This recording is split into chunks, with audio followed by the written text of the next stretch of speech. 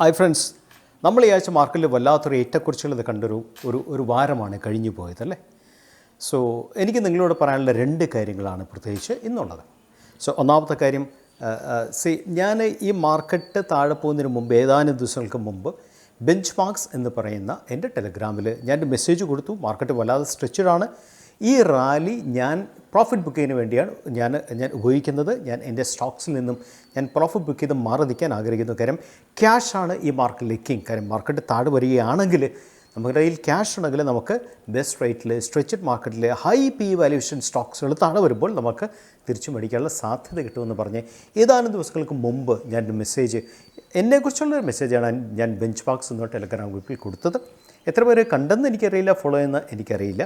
കാരണം മാർക്കറ്റ് സ്ട്രെച്ചാണെന്നുള്ളൊരവസ്ഥയിൽ നിന്നാണ് ഞാൻ പതുക്കെ പൊസിഷൻസ് ബുക്ക് ചെയ്ത് തൽക്കാലം മാറിക്കാമെന്ന് വിചാരിച്ച്. കാര്യം ക്യാഷാണ് ആവശ്യം മാർക്കറ്റ് താഴെ വരുമ്പോൾ. അപ്പോൾ എന്താണ് ഈ മാർക്കറ്റ് സ്ട്രെച്ചഡാണെന്ന് എന്നെ തോന്നിച്ച കാര്യം, ആ ഒരു പോയിൻ്റാണ് ഞാൻ നിങ്ങളുടെ അടുത്ത് പറഞ്ഞു വരുന്നത്. നിങ്ങൾ മാർക്കറ്റിൽ സക്സസ്ഫുള്ളായിട്ട് നിൽക്കണമെങ്കിൽ മാർക്കറ്റിനെ നിങ്ങൾ ടൈം ചെയ്യാൻ നിങ്ങൾ പഠിക്കണം. എങ്ങനെയാണ് മാർക്കറ്റിനെ ടൈം ചെയ്യുന്നത്? മാർക്കറ്റിനെ നമ്മൾ ടൈം ചെയ്യുന്നത് നമ്മൾ ക്യാൻഡിൽ അനാലിസിസ് വെച്ച് ഇൻഡിക്കേറ്റേഴ്സിൻ്റെ ഡൈവേർജൻസ് വെച്ചാണ് നമ്മൾ മാർക്കറ്റിനെ ടൈം ചെയ്യാൻ നമ്മൾ പഠിക്കുന്നത്. നമ്മൾ എക്സാക്റ്റുള്ള ടൈമൊന്നും നോബഡി ക്യാൻ പ്രെഡിക്റ്റ് ചെയ്യും. ഇന്ന സമയത്ത് ഇത്ര മണിക്ക് ഈ സമയത്ത് മാർക്കറ്റ് താഴെ വീഴുന്നൊന്നും ആർക്കും പറയാൻ സാധിക്കത്തില്ല. നമുക്ക് ഏകദേശം ഒരു ഐഡിയ കിട്ടിയാൽ മതി. ഐഡിയ വെച്ച് നമുക്ക് നമ്മുടെ പൊസിഷൻസ് നമ്മൾ കൂടുകയോ നമ്മൾ പൊസിഷൻ കുറയ്ക്കുകയോ നമ്മൾ പാർഷ്യലായിട്ട് ബുക്ക് ചെയ്യുകയോ ഒക്കെ നമുക്ക് ചെയ്യാൻ സാധിക്കും. അപ്പോൾ എങ്ങനെയാണ് മാർക്കറ്റിനെ ടൈം ചെയ്യുന്നുള്ളത് ഒരു പർട്ടിക്കുലർ ആയിട്ടുള്ള സ്റ്റഡിയാണ്. ഈ സ്റ്റഡിയെക്കുറിച്ചുള്ള ഒരു ഡിസ്ക്രിപ്ഷൻ ഞാൻ നിങ്ങളോട് പറഞ്ഞു തരുന്നുണ്ട്. തീർച്ചയായും നിങ്ങൾ ഇന്നത്തെ ഈ വീഡിയോ നിങ്ങൾ കംപ്ലീറ്റ് ആയിട്ട് കാണണം. നിങ്ങൾ ഈ വീഡിയോ കണ്ടാൽ മാത്രം പോരാ, നിങ്ങൾ ഈ വീഡിയോയിൽ പറയുന്ന രീതിയിലുള്ള ടെക്നിക്കൽ അനാലിസിസ് ഞാൻ പറഞ്ഞു തരുന്നത് തീർച്ചയായും നിങ്ങൾ ഇനിയത്തെ ഇതറിയാൻ മേലാത്ത ആൾക്കാരാണെങ്കിൽ ഇന്നു മുതലുള്ള മാർക്കറ്റ് എല്ലാ ദിവസവും രാത്രി നിങ്ങൾ അനലൈസ് ചെയ്യുവാണെങ്കിൽ നിങ്ങൾക്ക് ധാരാളം ട്രാപ്പിൽ നിന്നും രക്ഷപ്പെടാൻ തീർച്ചയായും സാധിക്കും. കാര്യം എപ്പോഴും ശ്രദ്ധിക്കണം, ബുൾ മാർക്കറ്റ്സിലാണ് ഭയങ്കരമായിട്ടൊരു കൊടുങ്കാറ്റ് വീശുന്നത്. കൊടുങ്കാറ്റ് വീശുമ്പോൾ എന്താ സംഭവിക്കുന്നത് വെച്ചാൽ, ബുൾ മാർക്കറ്റ്സിൽ ശരിക്കും PE വാല്യൂ സ്ട്രെച്ചഡ് ആയിട്ടുള്ള സ്റ്റോക്കുകളും ഫണ്ടമെൻ്റലി സ്ട്രോങ് ആയിട്ടുള്ള സ്റ്റോക്കുകൾക്കൊപ്പം തന്നെ ഫണ്ടമെൻ്റലി വീക്കായിട്ടുള്ള സ്റ്റോക്കുകളും കയറിക്കൊണ്ടിരിക്കും. മാർക്കറ്റിലൊരു വലിയ കൊടുങ്കാറ്റ് പെട്ടെന്ന് സംഭവിക്കുമ്പോൾ ഫണ്ടമെൻ്റലി സ്ട്രോങ് ആയിട്ടുള്ള സ്റ്റോക്കുകൾ വീണ്ടും തിരിച്ചു വരും. ഫണ്ടമെൻ്റലി വീക്കായിട്ടുള്ള സ്റ്റോക്കുകളിൽ ആൾക്കാർ പെട്ടുപോകും. ഇങ്ങനെയാണ് ശരിക്കും ബുൾ മാർക്കറ്റ്സിൽ ആൾക്കാർ ട്രാപ്ഡായി പോകുന്നത്. ഇങ്ങനെ ട്രാപ്ഡായി പോകാതിരിക്കാനായിട്ട് നമ്മൾ ഫണ്ടമെൻ്റലി സ്ട്രോങ് ആയിട്ടുള്ള സ്റ്റോക്കുകളെ കുറിച്ചുള്ള അനാലിസിസ് പഠിച്ചേ മതിയാകൂ. അത് അൺകോംപ്രമൈസിംഗ് ആണ്. അതുപോലെ തന്നെ മാർക്കറ്റ് ടൈമിംഗ്, ഞാനിപ്പോൾ പറയാൻ പോകുന്ന ഒരു പർട്ടിക്കുലർ ഒരു അനാലിസിസ് കൂടെ നിങ്ങൾ പഠിച്ചാൽ നിങ്ങൾക്ക് പരിധി വരെയൊക്കെ നിങ്ങൾക്ക് മാർക്കറ്റിൽ സക്സസ് നേടാൻ സാധിക്കും, സക്സസ്ഫുൾ ആകാൻ സാധിക്കും. അതിൻ്റെ ഒരു സംശയം വേണ്ട. രണ്ടാമത് പോയിൻ്റ് എന്താണെന്ന് വെച്ചാൽ, ഈ ഒരു രണ്ടാമത്തെ പോയിൻ്റ് നിങ്ങൾ കൺസിഡർ ചെയ്താൽ നിങ്ങൾക്ക് നന്നായിരിക്കും. ഞാൻ സാധാരണ SST, that means short swing trade എന്ന് പറയുന്ന ഒരു കൺസെപ്റ്റിലാണ് ഞാൻ ഏറ്റവും കൂടുതൽ ട്രേഡ് ചെയ്യുന്നത്. ദാറ്റ് മീൻസ് സെയിം ക്വാർട്ടറിലെ എൻട്രിയും സെയിം ക്വാർട്ടർ തന്നെ എക്സിറ്റും. അതിന് കുറേ സാധനം പഠിക്കാനുണ്ട്. കാര്യം ഞാനൊരു 4 കൊല്ലത്തോളം റിസർച്ച് ചെയ്ത് something around 35,000 to 40,000 charts workout ചെയ്തിട്ടാണ് ഞാൻ ഈ SST എന്ന് പറയുന്ന ഹോൾ സിസ്റ്റം ഡെവലപ്പ് ചെയ്ത് വെച്ചിരിക്കുക. And that is giving by God's grace fantastic result. അപ്പോൾ റിസൾട്ട് എന്നോടൊപ്പം തന്നെ എനിക്ക് ഒരു വളരെ സ്റ്റുഡൻസിന് വേണ്ടി മാത്രമായിട്ടുള്ള ഒരു സപ്പോർട്ട് സിസ്റ്റമുണ്ട്. ഈ support system is absolutely no recommendation.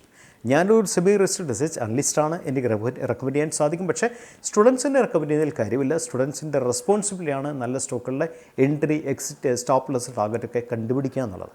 അതുകൊണ്ട് തന്നെ I never recommend any stock to my student.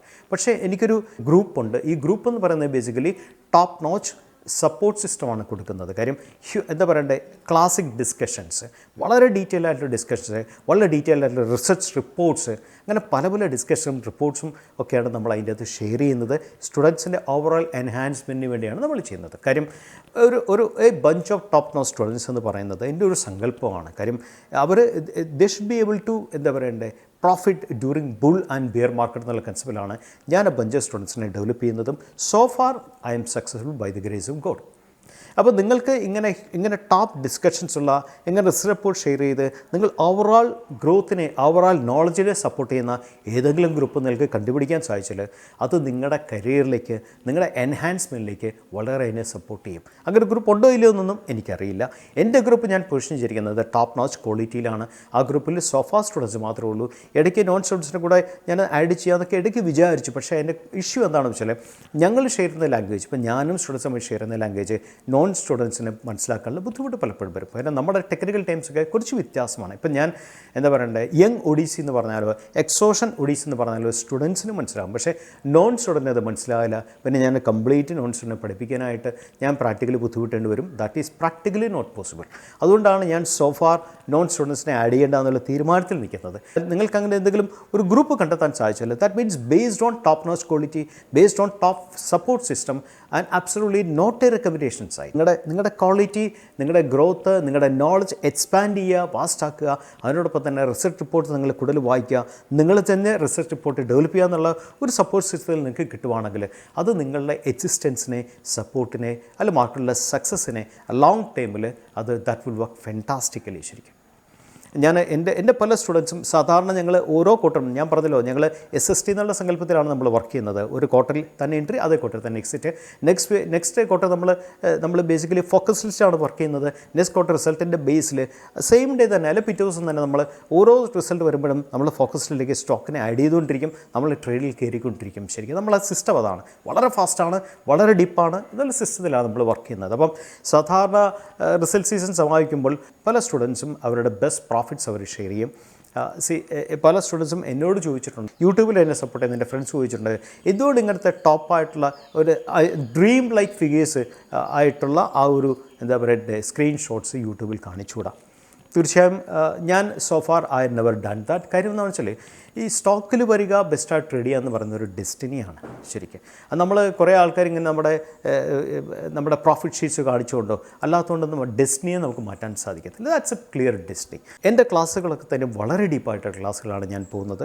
വളരെ സിംപ്ലിഫൈഡ് ആയിട്ടും വളരെ ഡീപ്പായിട്ടും പോകുമ്പോൾ സ്റ്റുഡൻസിനോട് ഞാനെപ്പോഴും പറയുന്നത് എനിക്കൊപ്പം സഞ്ചരിക്കാൻ നിങ്ങൾ ശ്രമിക്കുക എന്നുള്ളതാണ്. കാര്യം സിമ്പിളാണ്.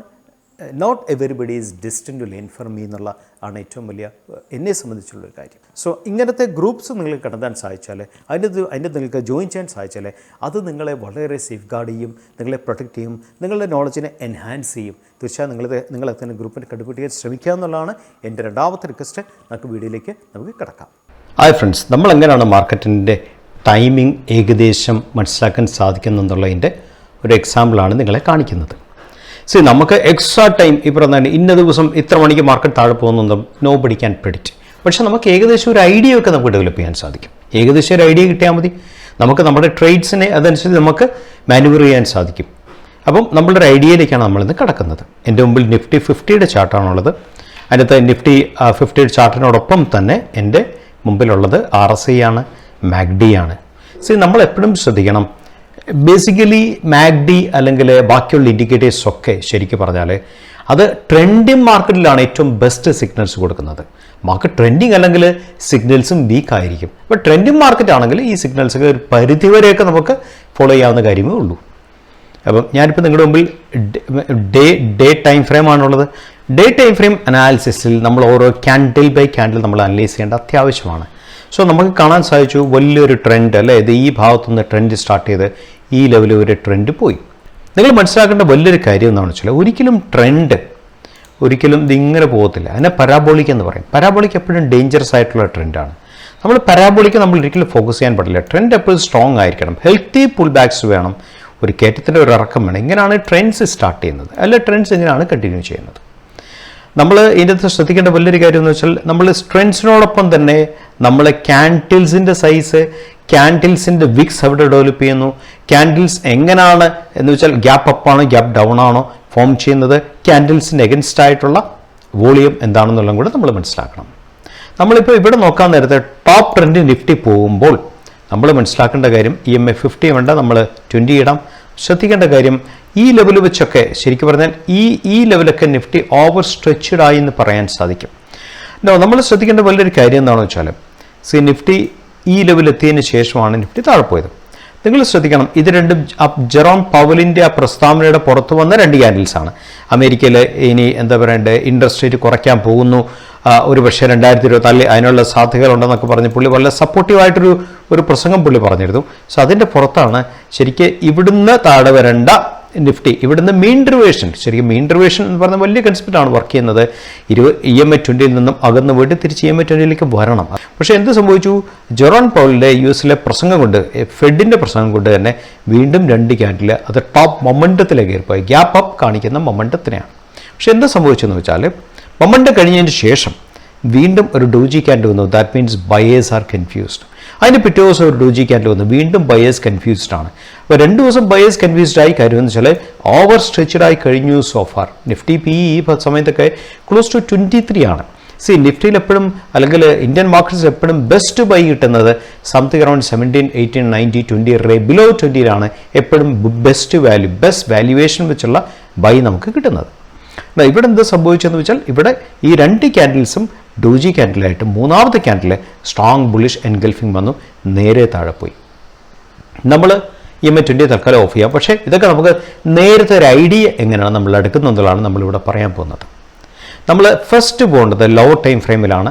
ഡേ ടൈം ഫ്രെയിം ആണെങ്കിൽ നമുക്ക് 75 മിനിറ്റ്സ് ലോ ടൈം ഫ്രെയിമിലേക്ക് പോകാം. എൻ്റെ മുമ്പിൽ RSIയുടെ ചാർട്ടുമുണ്ട്, എൻ്റെ മുമ്പിൽ MACDയുടെ ചാർട്ടുമുണ്ട്. ഞാൻ പറഞ്ഞല്ലോ ട്രെൻഡിങ് മാർക്കറ്റ്സിലാണ് ഇതൊക്കെ വർക്ക് ചെയ്യുന്നത്. അതുകൊണ്ടാണ് ഞാൻ RSIയും MACDയും ഞാനെടുത്ത് ഇതിൻ്റെ അകത്ത് ഇട്ടത്. ഈ ലെവലിന് ശേഷം ഇത് ഈ ലെവൽ മുതൽ അത് ഞാനത് ഒന്ന് ഇയർ മാർക്ക് ചെയ്യാം.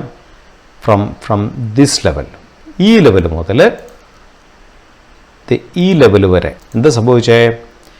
നിഫ്റ്റിയിൽ വീണ്ടും പ്രൈസ് കയറിക്കൊണ്ടിരിക്കുമായിരുന്നു. ഈ ലെവൽ വരെ. പക്ഷേ RSIയിൽ എന്താ സംഭവിച്ചേ? RSI momentum is coming down. Price is moving up, momentum is coming down means അതിനെ പറയുന്നത് RSI ബെയറിഷ് ഡൈവർജൻസ് എന്ന് പറയുന്നത്. സാധാരണ ഒരു പീക്കിൻ്റെ ടോപ്പിലാണ് കാണാൻ സാധ്യതയുള്ളത്. ബെയറിഷ് ഡൈവർജൻസ് വന്നുകൊണ്ട് അത് കംപ്ലീറ്റ് എഫക്റ്റായെന്ന് പറയാൻ സാധിക്കത്തില്ല. എഫക്റ്റ് ആണെങ്കിൽ ഞാനൊരു കാര്യം കൂടെ പറഞ്ഞുതരാം. അപ്പോൾ നമ്മൾ RSI വെച്ചുള്ള നമ്മൾ ബെയറിഷ് ഡൈവർജൻസ് കണ്ടു ലോ ടൈം ഫ്രെയിമിൽ. അത് തന്നെ MACDയിലും സംഭവിച്ചു. MACD നിങ്ങൾ നോക്കും, ഈ ലെവലിൽ MACD സിഗ്നൽ എന്ന് വെച്ചാൽ MACD റെഡ് ബ്ലൂവിനെ കട്ട് ചെയ്ത് പോയ ലെവൽ ഈ ലെവലാണ്. ഈ ക്യാൻഡിൽ റെഡ് ബ്ലൂവിനെ കട്ട് ചെയ്ത് പോയി. അതിനുശേഷം പ്രൈസ് കയറിയിട്ട് പോലും MACDയിൽ റെഡാണ് ലീഡ് ചെയ്തത്, ബ്ലൂ താഴെയാണ് കിടന്നത്. MACD ലെവൻ താഴെയാണ് കിടന്നത് ശരിക്കും. ആ blue line is coming down. അവിടെ വെച്ച് ഇത് ഈ ലെവലിൽ വെച്ച് റെഡ് കയറിപ്പോവുകയും ചെയ്തു, ബ്ലൂ ലൈൻ താഴെ പോവുകയും ചെയ്തു. അതിനർത്ഥം MACDയും RSIയും കാണിച്ച ക്ലിയർ സിഗ്നൽസ് നമ്മൾ മനസ്സിലാക്കണം, എസ്പെഷ്യലി ഓവർ സ്ട്രെച്ച്ഡ് ആയിട്ടുള്ള മാർക്കറ്റിൽ. അത് മനസ്സിലാക്കിയാൽ അറ്റ്ലീസ്റ്റ് നിങ്ങൾക്ക് നിങ്ങളുടെ പൊസിഷൻസൊക്കെ ഈ പറഞ്ഞ കണക്കൊന്ന് പൊസിഷൻസൊക്കെ ഒന്ന് കുറച്ച് ഒന്ന് വെയിറ്റ് ചെയ്യാം. അല്ലെങ്കിൽ നിങ്ങൾ പുതിയ പൊസിഷൻ എടുക്കാൻ താല്പര്യമുള്ള ആൾക്കാരാണെങ്കിൽ ഒന്ന് വെയിറ്റ് ചെയ്തിട്ട് അടുത്ത മൂവ്മെൻറ്റ് എങ്ങനെയാണെന്ന് മനസ്സിലാക്കിയിട്ട് മാത്രം നിങ്ങൾക്ക് പുതിയ പൊസിഷനിലേക്ക് കയറാൻ സാധിക്കും. പ്രോഫിറ്റിൽ കിടക്കുന്ന സ്റ്റോക്കുകളിൽ അറ്റ്ലീസ്റ്റ് ഒരു 50% പ്രോഫിറ്റ് ബുക്ക് ചെയ്ത് കാത്തിരിക്കാം. ഒരുപക്ഷേ നിഫ്റ്റി താഴെ വരുവാണെങ്കിൽ തിരിച്ച് റീബൈ ചെയ്യാനായിട്ട് പല സ്ട്രാറ്റജീസ്, പല പ്ലാൻസ് നിങ്ങൾക്ക് അപ്ലൈ ചെയ്യാൻ സാധിക്കും. ഇത് നിങ്ങൾ ഈ മാർക്കറ്റിൽ നിന്നല്ല, നിങ്ങളുടെ സ്റ്റോക്കിൽ, നിങ്ങൾ വർക്ക് ചെയ്യുന്ന സെക്ടറിൽ, നിഫ്റ്റിയിൽ കമ്പൽസറി ആയിട്ട് നിങ്ങൾ ഇന്ന് മുതൽ അറിയാൻ മേലാത്ത ആൾക്കാരാണെങ്കിൽ ഇന്ന് മുതൽ ഡെയിലി ഒന്ന് ചെക്ക് ചെയ്യുന്നത് വളരെ അത്യാവശ്യമാണ്. കാര്യം നമ്മുടെ സക്സസ്സിനും നമ്മുടെ നിലനിൽപ്പിനും വളരെ അത്യാവശ്യമാണ് ഈ സംഗതി. ഇനി 75 മിനിറ്റ്സ് ഡൈവർജൻസ് കണ്ടാൽ നോർമൽ കേസ് നമ്മൾ എന്താ ചെയ്യുന്നതെന്ന് വെച്ചാൽ നമ്മൾ 1 ടൈം ഫ്രെയിം വീണ്ടും താഴെ പോകും. 75 മിനിറ്റ്സ് ആണെങ്കിൽ you can go to 15 minutes time frame, then make an analysis. ഇതാണ് 15 മിനിറ്റ് ടൈം ഫ്രെയിമിൽ ഒരു അനാലിസിസ് നടത്താൻ പറ്റും. ഇനി 15 മിനിറ്റ്സ് ടൈം ഫ്രെയിമിൽ എന്താ ചെയ്യേണ്ടതെന്ന് വെച്ചാൽ അതിൻ്റെ ലോയെ കട്ട് ചെയ്യുമ്പോൾ 50 മിനിറ്റ്സ് ടൈം ഫ്രെയിമിൽ ലോ ഇതാണ്. ലോയെ കട്ട് ചെയ്യുമ്പോൾ you can take an appropriate decision. അപ്പോൾ നമ്മളിപ്പോൾ 75 മിനിറ്റ്സ് കണ്ടുകൊണ്ടാണ് ഞാൻ 50 മിനിറ്റ്സ് പോയത്. നിങ്ങൾ ഡേ ടൈം ഫ്രെയിമിലാണ് കാണുന്നെങ്കിൽ നിങ്ങൾക്ക് 75 മിനിറ്റ്സിലോ 1 അവറിലോ പോയിട്ട് ലോ മാർക്കറ്റ് ലോയെ കട്ട് ചെയ്യുമ്പോൾ നിങ്ങൾക്ക് അപ്രോപ്രിയേറ്റ് ഡിസിഷൻ നിങ്ങൾക്ക് എടുക്കാൻ സാധിക്കും. അപ്പം ഈ സംഗതി നിങ്ങൾക്ക് മനസ്സിലായിരുന്നു. ഇത് വളരെ ക്രിട്ടിക്കലായിട്ടുള്ള കൺസെപ്റ്റാണ്. എങ്ങനെയാണ് നമ്മൾ നമ്മുടെ മാർക്കറ്റിനെ ടൈം ചെയ്യുന്നത്. ഇത് എക്സാക്റ്റ് ആയിട്ടൊന്നും എല്ലാം 100% വരത്തൊന്നുമില്ല. നമുക്കൊരു 60%, 70% ഒക്കെ ആക്യുറസി കിട്ടിയാൽ മതി. നമുക്ക് നമ്മുടെ ക്യാപിറ്റലിനെയും നമ്മുടെ പ്രോഫിറ്റിനെയും നമുക്ക് സേഫ് ഗാർഡ് ചെയ്യാൻ സാധിക്കും. വളരെ ക്രിട്ടിക്കലായി മനസ്സിലാക്കേണ്ട കാര്യമാണ്. എപ്പോഴും ശ്രദ്ധിക്കേണ്ട കാര്യം, ഡൈവേർജൻസിന് 64% മാത്രമേ സക്സസ് റേറ്റ് ഉള്ളൂ. അതുകൊണ്ടാണ് നമ്മൾ ഡൈവേർജൻസ് കണ്ടാലും നമ്മൾ ഡൈവേർജൻസ് കണ്ട ടൈം ഫ്രെയിമിനേക്കാളും ഒരു ടൈം ഫ്രെയിം താഴെ പോയിട്ട് അതിൻ്റെ ലോ മാർക്ക് ചെയ്തിട്ടിട്ട് ആ ലോയെ കട്ട് ചെയ്യുമ്പോൾ you can take appropriate decision. അതെന്ത് ഡിസിഷൻ എടുക്കുക എന്നുള്ളത് നിങ്ങളുടെ തീരുമാനം മാത്രമാണ്. ഇനി നിഫ്റ്റിയിൽ എന്താണ് സംഭവിക്കുന്നത്? നമുക്കിനി ഡൈവേർജൻസ് RSI ഒന്നും വേണ്ട. നമുക്ക് തൽക്കാലം ഇതൊക്കെ നമുക്കൊന്ന് അവോയ്ഡ് ചെയ്യാം. അപ്പോൾ കുറച്ചുകൂടെ ക്ലട്ടർ ചെയ്യാതിരിക്കും, കുറച്ചുകൂടെ ക്ലീൻ ആയിട്ടിരിക്കും ചാർട്ട്. ഇനി എന്താ സംഭവിക്കുന്നത്? നമുക്ക് വീണ്ടും 75 മിനിറ്റ്സിൽ പോകാം. ഈ ഒരു ലെവൽ വളരെ ക്രിട്ടിക്കലാണ്. This level is extremely critical. ശരിക്കും ഇതാണ് ഒരു ക്രിട്ടിക്കൽ ലെവൽ. ആ ലെവൽ അതൊരു സോണാണ് കേട്ടോ. It's not a single level, it's a zone.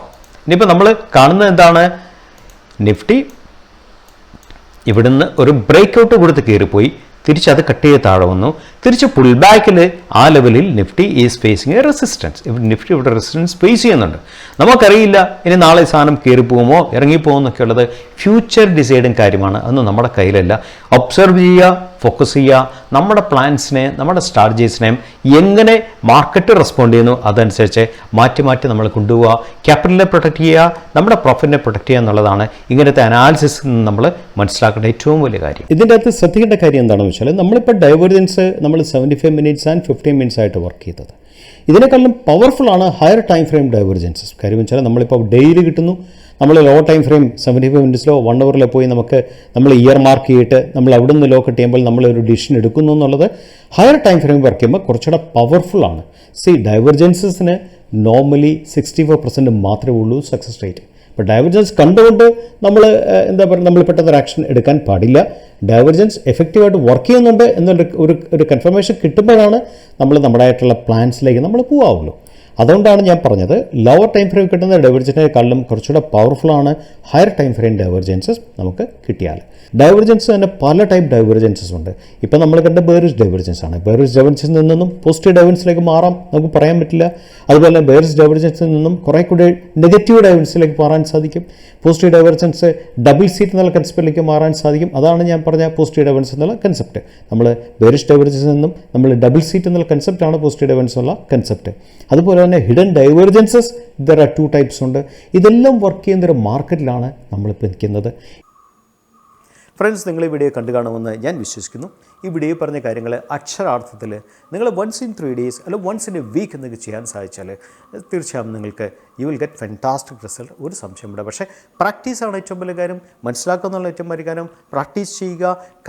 സാധാരണ ട്രേഡറിന് കാണാൻ സാധിക്കാത്ത കാര്യങ്ങൾ കണ്ടെത്തുമ്പോഴാണ് നിങ്ങളൊരു എക്സെപ്ഷണൽ ട്രേഡായിട്ട് മാറുന്നതിനുള്ള സത്യം നിങ്ങൾ മനസ്സിലാക്കുക. അതിനുവേണ്ടി നിങ്ങൾ ത്രൈവ് ചെയ്യുക. Signing off. മറ്റൊരു വീട്ടിൽ നിന്ന് വീണ്ടും കണ്ടുമുട്ടാം.